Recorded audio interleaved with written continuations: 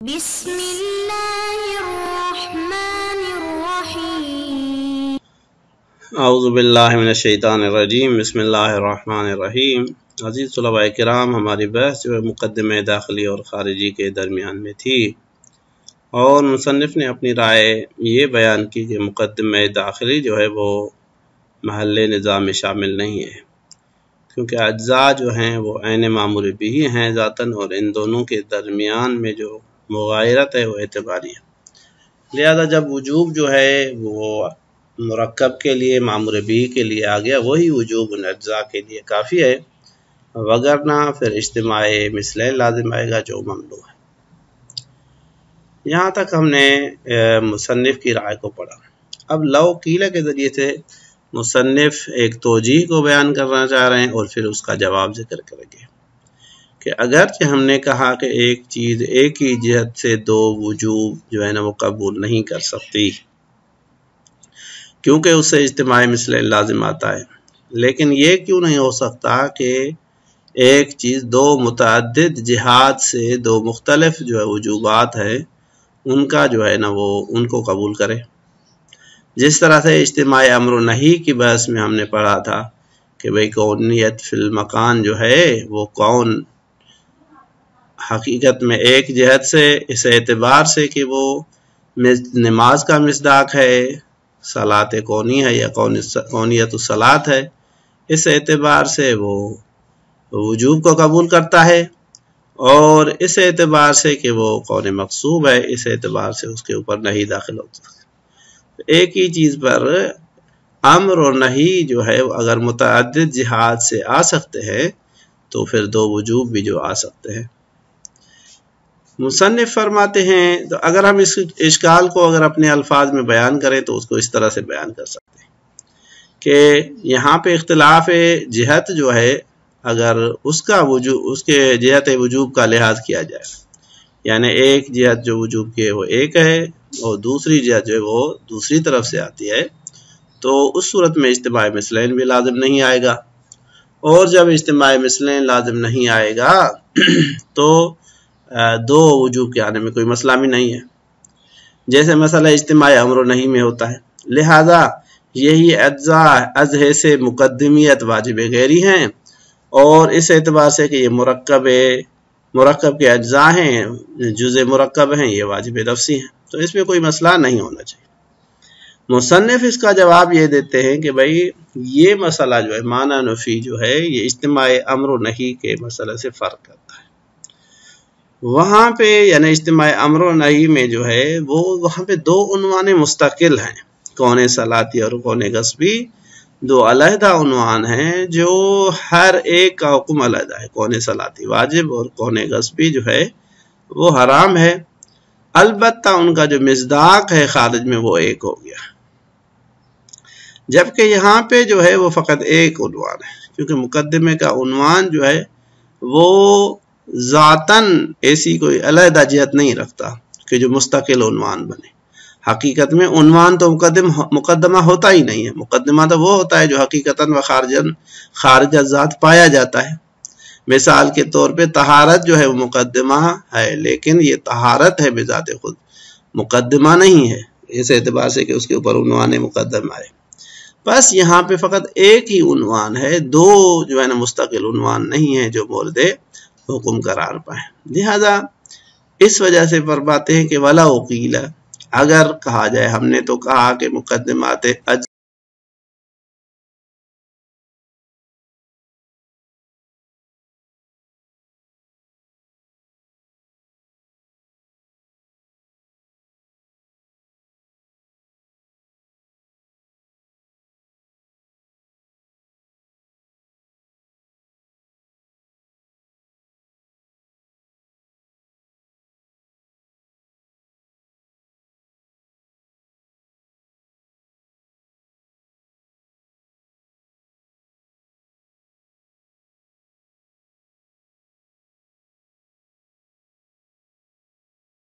امر اور نہی کی مصداق نہیں ہو سکتی، لیکن اگر تعدد جہات ہوں تو کوئی مسئلہ نہیں ہے۔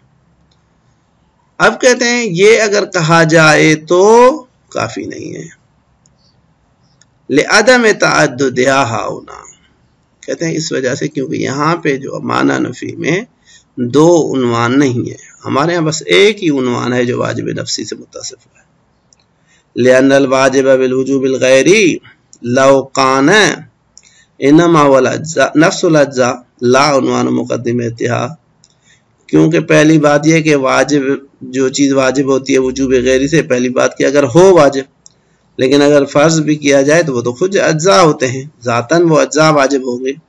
وہ رکوع وہ سجود وہ دیگر چیزیں، نہ کہ ان کا جو مقدمیت کا جو عنوان ہے وہ وجوب غیری کے ساتھ متصف. والتوسل بها الى المرکب المامور به، یا ان کے ذریعے سے مرکب معموری تک پہنچ معمور بھی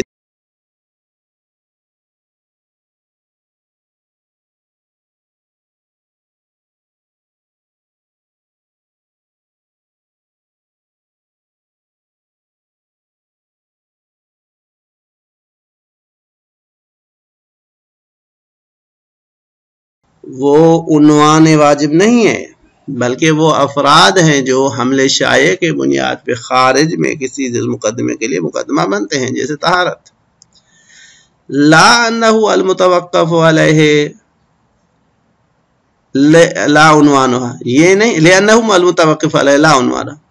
بے الفاظ دیگر وہ حمل شائع کے ذریعے سے جو چیز مقدم ہوتی ہے واجب حقیقتاً اسی کے اوپر متوقف ہوتا ہے. مثال کے طور پہ نماز مثال کے طور پہ طہارت کے اوپر موقوف ہے، اس میں یہ شرط نہیں ہے کہ طہارت مقدمہ ہو تو موقوف ہے، نہیں، وہ مطلقاً موقوف ہے. لا عنوان ہے. نعم یکون هذا العنوان علة لترشح الوجوب على العنوان. کوئی سوال کر سکتا ہے کہ بھئی اگر وہی افراد جو خارج میں ہیں وہی مقدمہ ہیں، وجوب بھی انہی کے اوپر متوقف ہے، تو یہ عنوان پھر کس کام کا ہے؟ تو اس کا جواب یہ فرماتے ہیں کہ ہاں، اس عنوان کا فائدہ یہ ہے کہ وجوب جو ہے وہ عنوان سے کراس کر کے معنون کے اوپر آ جاتا ہے. بس یہ ہو جاتا ہے عنوان، مقدمہ ہو جاتا ہے عنوان، تاکہ حکم جو ہے وہ ان افراد کے اوپر آئے جو خارج میں بے عنوان مقدمہ موجود ہے، مصداق عملی مقدمہ جو ہے. اب ان کو مقدمہ جو ہے نا وہ ان کا عنوان مقدمہ ان کے اوپر صادق نہیں ہے، وجوب جو ہے ان کے اوپر جو موقوف ہے عنوان مقدمیت کے اعتبار سے صادق نہیں ہے، بلکہ بے ماہیہ ان کے لیے یہ عنوان جو ہے وہ ثابت ہے.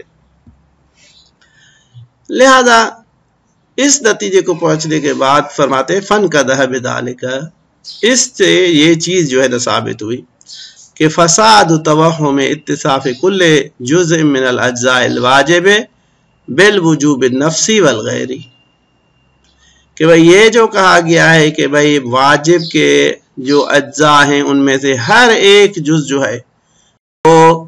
وجوب غیری سے بھی متصف ہے، وجوب نفسی سے بھی متصف ہے، بے اعتبار دو اعتبار سے، یہ بات صحیح نہیں ہے. یہ توہم جو ہے فاسد ہے، کیونکہ ہم نے کہا کہ اسے اجتماعی مسئلہ لازم آتا ہے. لہذا فرماتے فن کا دہا بذالک، اس سے یہ چیز واضح ہوئی کہ فساد توہم، اس توہم کا فاسد ہونا جو ہے واضح ہوا کہ اتصاف کل جزء من اجزاء الواجب، کہ واجب کے ہر اجزاء میں سے ہر ایک جز جو ہے رکوع سجود قرات وغیرہ ہر چیز جو ہے وہ متصف ہو جاتی ہے دو وجوب کے ساتھ، بالوجوب النفسی والوجوب الغیری، بے اعتبار ہے دو اعتبار سے. فبے اعتبار کونی فی ضمن الکل واجب النفسی، اب یہی جو اس جہت سے کہ یہ مرکب کا حصہ ہے، کل کا حصہ ہے، تو اس اعتبار سے یہ واجب نفسی ہو جاتا ہے. وَبے اعتبار کونہ مما یتوسل بہ الی الکل واجب غیری، اور یہی واجب جو ہے وہ اس اعتبار، یہی جز جو ہے اس اعتبار سے کہ اس جز کے ذریعے سے ہم کل تک پہنچتے ہیں، یعنی بے الفاظ دیگر مقدمیت کا عنوان رکھتا ہے یہ، تو یہ وجوب غیری ہو جاتا ہے. یہ توہم کہتے ہیں باطل ہے. کس طرح سے باطل ہوا؟ جس طرح سے ہم نے کہا کہ بھئی اگر اس کو مانا جائے تو اس سے اجتماع مثل لازم آتا ہے، نمبر ایک. نمبر دو، جہاد کا جو اختلاف ہے وہ بھی یہاں پہ کارگر نہیں ہے، کیونکہ عنوان مقدمیت جو ہے وہ استقلال نہیں رکھتا، اس مقدمیت کے عنوان کے اوپر تو ذیل مقدمہ متوقف نہیں ہے، بلکہ ذیل مقدمہ حقیقتاً اس چیز کے اوپر متوقف ہوتا ہے جو خارج میں پائی جاتی ہے. مثال کے طور پر وہ طہارت، وہ قبلہ رخ ہونا، وہ مثال کے طور پہ لباس کا مباح ہونا یا دیگر چیزیں، ان کے اوپر جو ہے نا واجب موقوف ہوتا ہے۔ اللہم الا ان یرید ان فیہ ملاک الوجوبین، اب یہ ایک توجیہ ہے، دوسری توجیہ ہے۔ بس پہلی توجیہ یہ ہو گئی کہ بھائی یہاں پہ جو ہے نا وہ دو جہت ہیں، اور دو جہت سے ایک اعتبار سے یہ واجب نفسی ہے اور ایک اعتبار سے یہ واجب غیری۔ اللہم الا سے لے کے یہاں تک کہتے ہیں شاید اگر یہ کہا جائے کہ ہم نہیں کہتے کہ بھائی اجزاء میں جو ہے نا وہ دو وجوب موجود ہے، ہم کہتے ہیں یہ اجزاء جو ہیں یہ دونوں وجوبوں کا ملاک رکھتے ہیں، واجب نفسی کا بھی ملاک رکھتے ہیں، واجب غیری کا بھی ملاک رکھتے ہیں۔ اب اگرچہ ان کے اوپر کوئی ایک وجوب موجود ہے، دوسرا موجود نہیں ہے، لیکن ملاک جو ہے اس میں دونوں موجود ہے۔ لہذا اگر کسی وجہ سے ایک واجب جو ہے اس کا ملاک ختم ہو گیا یا اس کا واجب ہونا جو ہے نا وہ محال ہو گیا، تو دوسرے ملاک کی وجہ سے وہی چیز واجب ہو سکتی ہے۔ لہذا فرماتے ہیں اللہم الا، مگر یہ توجیہ کیے جائے کہ ان یرید، ارادہ یہ کیا جائے گا دو وجوب میں سے کہ ان فی ہے کہ اس مقدمے میں یا اجزاء میں جو ہیں ملاک الوجوب ہے، دو وجوب جو ہے ان کا ملاک جو ہے وہ موجود ہے۔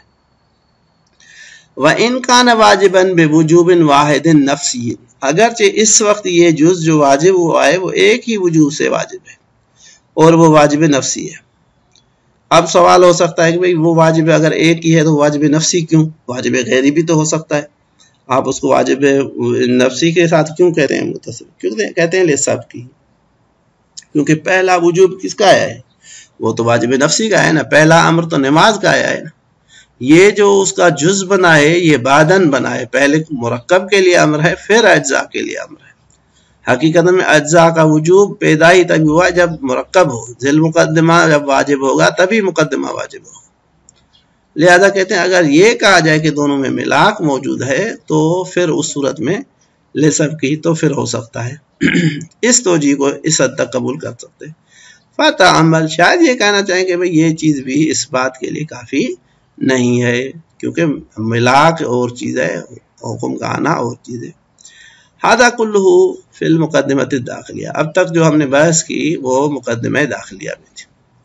وَأَمَّا الْمُقَدِّمَةُ الْخَارِجِيَّةُ، باقی جو مقدمہ خارجی تھا، فَهِيَ مَا كَانَ خَارِجًا عَنِ الْمَأْمُورِ بِهِ، اب مصنف ایک مرتبہ پھر جو ہے نا وہ مقدمہ خارجی کی تعریف کرتے ہیں۔ پہلے بھی ہم نے بیان کیا کہ وہ مقدمہ کہ جو مامور بھی سے، مامور بھی کی ماہیت سے خارج ہوتا ہے، لیکن مامور بھی جو ہے یا اس کی جو ماہیت ہے اس کے خارج میں متحقق ہونے کے لیے اس کا وجود جو ہے وہ ضرور ہے۔ لہذا مقدمہ خارجی جو ہے وہ ہے کہ جو جس کا ہونا مامور بھی کے موجود ہونے کے لیے ضروری ہے۔ لہذا فرماتے ہیں وَأَمَّا الْمُقَدِّمَةُ الْخَارِجِيَّةُ فَهِيَ مَا كَانَ خَارِجًا عَنِ الْمَأْمُورِ بِهِ، مقدمہ خارجیہ وہ ہے جو مامور بھی سے خارج ہوتا ہے، لیکن کان لہو وکان لہو دخل فی تحققہ، اس مقدمہ خارجیہ کا دخالت ہوتی ہے۔ اب یہاں پہ لہو کی ضمیر ما کی طرف جا رہی ہے کہ اس کی دخالت ہوتی ہے فی تحقق المامور بھی، مامور بھی اس کے بغیر متحقق نہیں ہو سکتا۔ لہذا واضحاً کہتے ہیں لا یکاد یتحقق بدونہ، مقدمہ خارجیہ جو ہے وہ اس ذیل مقدمہ جو ہے مقدمہ خارجیہ کے بغیر متحقق نہیں ہو سکتا۔ نماز تب تک متحقق نہیں ہو سکتی جب اس کو طہارت کے ساتھ نہ پڑھا جائے، یا استقبال قبلہ کی طرف جو ہے نا وہ اس کے ساتھ جو ہے نہ ہو۔ بہرحال اس کی طرف انہوں نے اشارہ نہیں کیا، لیکن خلاصتاً مقدمہ خارجی جو ہے وہ محل نظام داخل ہے، مقدمہ داخلی جو ہے مصنف کی نظر میں مقدمہ محل نظام داخل نہیں ہے۔ یہاں پہ ان کو اشارہ کرنا چاہیے تھا کہ مقدمہ خارجی جو ہے وہ محل نظام داخل ہے۔ اس چیز کو انہوں نے پہلے بیان کیا تھا، دوبارہ بیان کرنے کی ضرورت نہیں تھی، لیکن اس کے باوجود جو ہے انہوں نے جب ذکر کیا ہے تو ان کو یہ بھی ذکر کرنا چاہیے تھا کہ یہ مقدمہ جو ہے یہ حتماً محل نظام میں جو ہے وہ داخل ہے۔ اب کہتے ہیں کہ وقت ذکر لہا اقسام و اطیل الکلام فی تحدیدها بالنقص والابرام، کہتے ہیں یہاں پہ اب مقدمہ خارجیہ کی بہت ساری اقسام ذکر ہوئی ہیں، اور ان اقسام میں پھر بحث کی گئی ہے ہر ایک کی تعریف کیا ہے، اس کے اوپر کون سے اشکالات وارد ہیں، کون سے جو ہے نا وہ کیا کہتے ہیں جوابات دیے گئے، کون سے نقض و ابرام اس کے اوپر ہے، یہ ہیں اپنی جگہ پہ، الا غیر مہم فی المقام، لیکن ہمارے ہاں جو ہے نا یہ محل نظام میں جو ہم بحث کرتے ہیں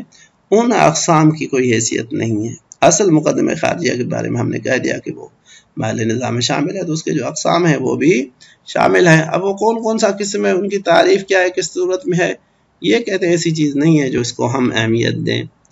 الا انہ غیر مہم فی المقام، وہ چیز یہاں پہ مہم نہیں ہے، لہٰذا اس سے مصنف جو ہے وہ صرف نظر کرتے ہیں، جبکہ دیگر علماء نے اس کو ذکر کیا ہے۔ صلی اللہ علیہ وسلم۔